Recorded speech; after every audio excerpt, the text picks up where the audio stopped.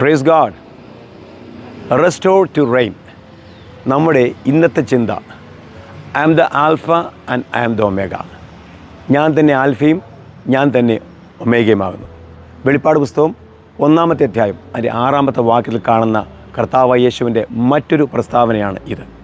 നമ്മുടെയൊക്കെ ജീവിതത്തിൽ നമ്മൾക്കൊക്കെ ഒരു ആരംഭമുണ്ട്, നമ്മൾക്കൊരു അവസാനമുണ്ട്. ആൽഫ എന്ന് പറയുന്നത് ഗ്രീക്ക് ആൽഫബറ്റ്സിലെ ആദ്യത്തെ അക്ഷരമാണ്. ഒമേഗ എന്ന് പറയുന്ന അവസാനത്തെ അക്ഷരമാണ്. അപ്പോൾ തീർച്ചയായിട്ടും നമ്മുടെ ജീവിതത്തിൽ ഒരു നല്ല ആരംഭമുണ്ടായില്ലെങ്കിലും ഒരു നല്ല അവസാനമുണ്ടാകും. എന്നാൽ കർത്താവ് യേശുവിൻ്റെ കൂടെ ആരംഭിക്കുന്ന ഒരാരംഭം അത് തീർച്ചയായിട്ടും ഒരു നല്ല ആരംഭമായിരിക്കും. അങ്ങനെ ആൽഫയാകുന്ന യേശുവിൽ ആരംഭിക്കുന്ന ഓരോ തുടക്കങ്ങളും യേശു ഒമേഗ ആയതുകൊണ്ട് അത് നല്ലതുപോലെ പര്യവസാനിക്കുവാൻ ഇടയാകുമെന്നുള്ളത് തിരുവചനം നമുക്ക് നൽകുന്നതായ ഉറപ്പായ വാഗ്ദത്തമാണ്. അപ്പോൾ തീർച്ചയായിട്ടും നിങ്ങൾ ചില ആളുകൾ ആൽഫയിൽ തുടങ്ങി നിങ്ങൾക്ക് ഒമേഗയിൽ എത്തിച്ചേരാൻ കഴിയാതെ ഭാരപ്പെടുകയാണെങ്കിൽ നിങ്ങൾ പറ, my Jesus Christ is the alpha and he is the omega.